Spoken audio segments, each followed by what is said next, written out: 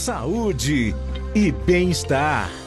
É bom demais falar de saúde, né? O que a gente mais fala é de saúde e bem-estar. Mas hoje a gente traz uma das maiores neurologistas do Brasil com a gente hoje aqui, a doutora Natália Longo, para a gente falar sobre gatilhos modernos da enxaqueca. Esse assunto é importante, então fique ligado nesse conteúdo e a gente tem a honra e satisfação de receber essa excelente, grande médica neurologista com a gente aqui na sexta-feira. Seja muito bem-vinda, doutora Natália Longo, com a gente no Conexão. Bom dia, é sempre um prazer estar aqui com vocês e principalmente sabendo que hoje é o Dia Mundial da Rádio. Doutora, muito, né? Muito maravilhoso, né? Tudo começou por aí, né? A gente tem que lembrar sempre das raízes. Exatamente, doutora Natália. Doutora Natália, hoje a gente vai falar sobre justamente gatilhos modernos da enxaqueca.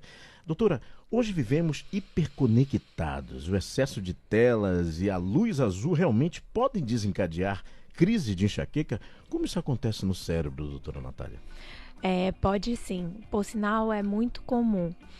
A gente tem que lembrar que a luz, ela vai entrar pelo nosso olho e assim, luz de forte intensidade ou luz principalmente esverdeada e azulada, que são essas da tela, né? Uma frequência azul. Elas são um gatilho, por quê? Porque no nosso cérebro, quando a gente está com dor de cabeça, a gente tem que pensar nele como redes, caminhos, né? Então, ele faz um certo caminho. E nessa parte da entrada da luz no nosso olho, ela vai se juntar em caminhos da dor de cabeça, né? Então, a gente tem que pensar mais ou menos assim. Quando entra essa luz, ela vai para certas regiões do cérebro. Uma pessoa que tem uma dor de cabeça tem certas regiões do cérebro que ela vai estar hiperexcitada, que a gente diz. Então, muito estimulada, né? É essa palavra. E aí, quando entra essa luz, ela vai para certas regiões que já estão hiperestimuladas. E aí intensifica mais o estímulo naquelas regiões, né? E por que a luz esverdeada, azulada, né? Que são essas de tela, luz intensa, luz fluorescente, luz natural, até mesmo o sol, né? Você percebe isso. Então, por que a luz esverdeada e azulada? Por causa da frequência dessa luz e do tamanho da onda dessa luz. Então, essas daí fazem a pessoa ser mais suscetível a ter dor de cabeça, sim. Perfeito, doutora Natália. E no caso, o estresse, né, é um dos gatilhos mais citados pelos pacientes. Existe uma explicação, doutora Natália, neurológica para essa relação entre tensão emocional e dor? Sim, por sinal é muito comum mesmo, né? Eu acho que todo mundo percebe isso. Então, assim, quando a gente está estressado, tem um sistema no nosso corpo que é ativado, que é o sistema nervoso simpático, ou seja, popularmente é aquele sistema de luta e fuga, né, que falam no popular. Então a pessoa fica muito mais alerta. Quando ela fica mais alerta, tem certos hormônios e certas substâncias que vão ser liberadas no nosso corpo, como o cortisol e a adrenalina, né, que todo mundo fala, né, adrenalina, isso mesmo, fica mais alerta. E aí, isso faz com que o limiar de dor ele fique mais baixo. Ou seja, o nosso cérebro ele começa a amplificar a dor, né?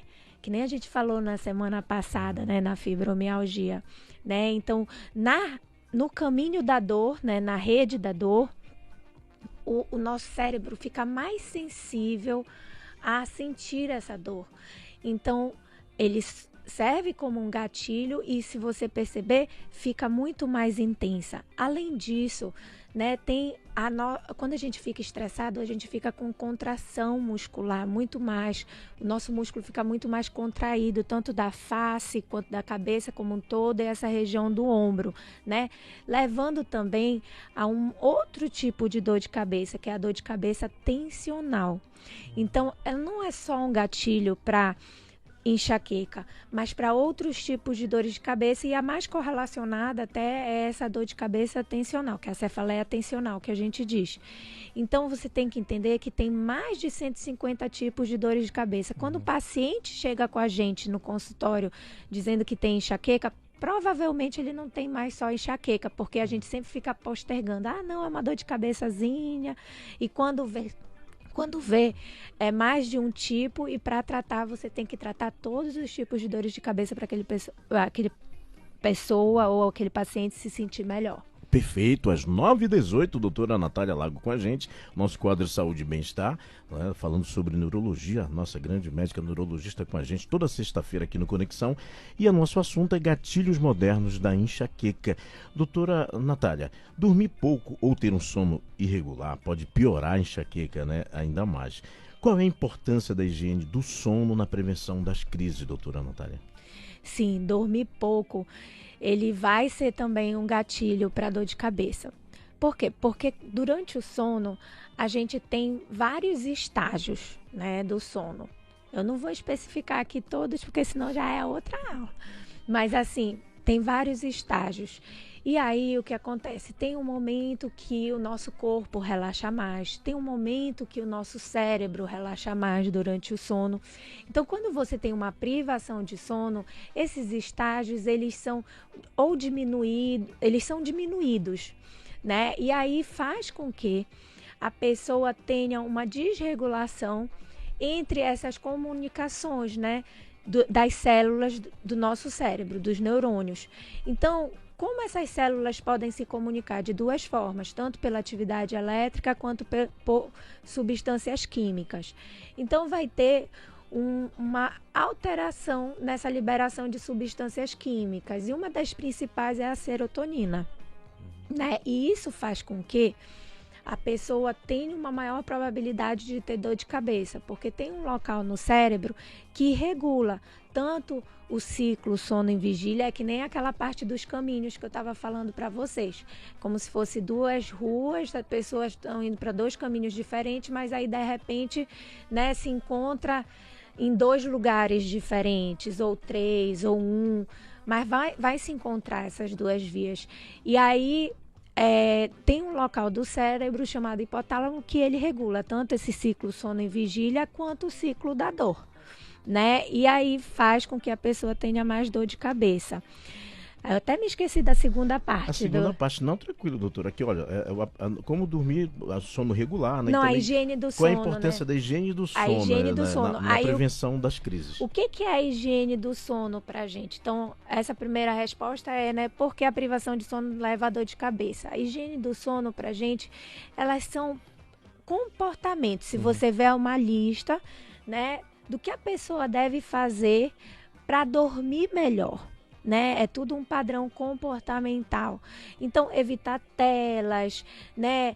Não fazer exercício físico muito tarde, certos alimentos muito pesados, como ricos em carboidratos, né? Então, é uma lista de padrão comportamental para você melhorar o sono. Afinal de contas, é o nosso comportamento que faz com que a gente tenha certas doenças até, né? Certas alterações no dia a dia, com essa vida mais agitada. Então, por isso que a higiene do sono é muito importante. Mas padrão comportamental, gente, é super difícil de mudar. Não é uma coisa do dia para a noite. Então, é tudo com acompanhamento. Perfeito, doutora. E aos poucos. Poder do hábito, né, doutora? Poder do hábito. Doutora Natália Longo com a gente aqui no Conexão. Doutora, a gente sabe que sobre alimentação, jejum prolongado, né, ultraprocessados, excesso de cafeína, elas podem influenciar? Existe mesmo uma dieta da enxaqueca, doutora Natália? Sim, certos alimentos, eles predispõem mais o paciente a ter dor de cabeça, né? Se você perceber, também tem pessoas que tem, por exemplo, quando tem dor de estômago, sente dor de cabeça, né? Ficar muito tempo sem se alimentar também dá dor de cabeça. Quais são os alimentos que levam a pessoa a ter mais dor de cabeça? São esses ultraprocessados mesmo, a alimentação mais gordurosa, alimentos como chocolate, como o café mesmo, a cafeína mesmo, né? Não só o café, né? Coca-Cola, esses outros componentes que também tem. Chá preto a gente também evita um pouquinho. E também alimentos amarelos, né? Queijo. Adoro queijo, gente. Mas queijo, mais do que queijo, chocolate é um problema. mas são sim gatilhos para dor de cabeça. Nossa, então já sabe, eu vi a doutora aqui e começar a cortar. Olha, eu sou o primeiro. Eu abri um sorriso leve aqui, doutora, porque você falando eu lembrei.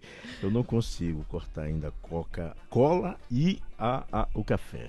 E às vezes aquele pãozinho mesmo comprimido na chapa com bastante queijo. Assim, é brincadeira. Isso realmente traz. Não, gente, não é fácil nem pra gente que sabe tudo que tem que cortar. É muito. Não é fácil.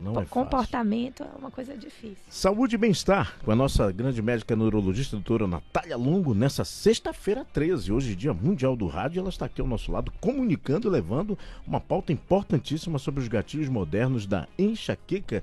Doutora Natália, pra gente encerrar, a gente vai falar que é impossível, doutor, identificar os gatilhos individuais de cada paciente. No caso, o Diário da Dor ainda é uma ferramenta eficaz no acompanhamento, doutora Natália Longo?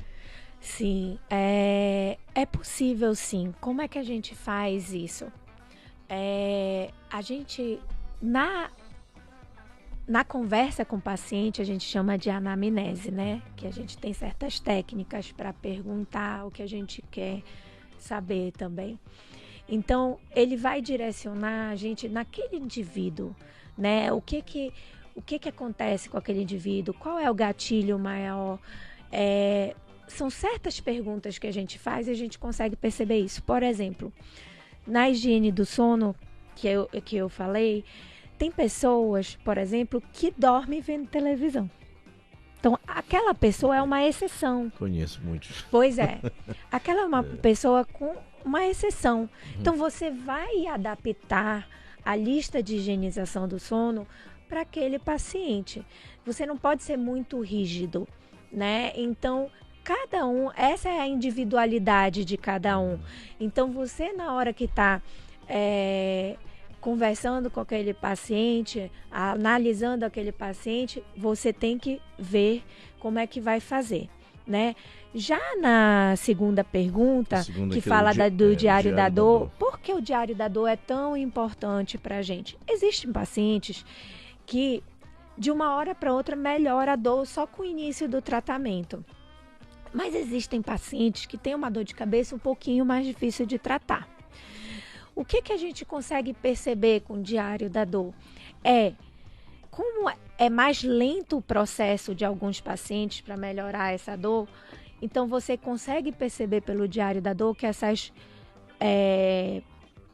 dores estão espaçando mais, estão diminuindo a intensidade, mesmo que o paciente não consiga. Então, a gente consegue jogar para um gráfico para ele e mostrar quantitativamente, de uma forma quantitativa ou em imagem, de que está melhorando a dor dele, e aí ele consegue perceber isso e é melhor para o tratamento. Perfeito, doutora Natália. A gente que lhe agradece muito pela sua presença nessa sexta-feira, já de carnaval aí, né, começando. E tem muita gente que fica em casa e a gente sabe que tem muita gente. Hoje os dados, você como médica, né, doutora, sabe muito bem, tem muita gente com enxaqueca, aumentaram os casos de enxaqueca, dor de cabeça, justamente por exposição às telas e alimentos também.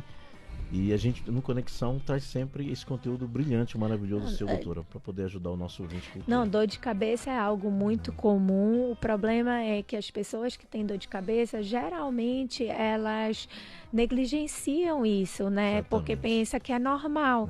Não é normal você sentir dor. Então, é algo que tem que ser tratado. E depois que trata, aí a pessoa percebe, nossa, minha vida mudou. Né? E é muito comum mesmo, é uma das doenças mais comuns da neurologia. Doutora Natália, ótimo carnaval para você, muito obrigado pela sua participação toda sexta-feira no nosso quadro Saúde e Bem-Estar.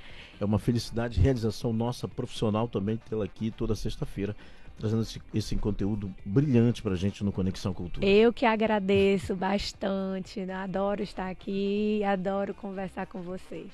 Obrigado, doutora. Doutora Natália Longo, nossa médica neurologista, toda sexta com a gente, o nosso quadro Saúde e Bem-Estar.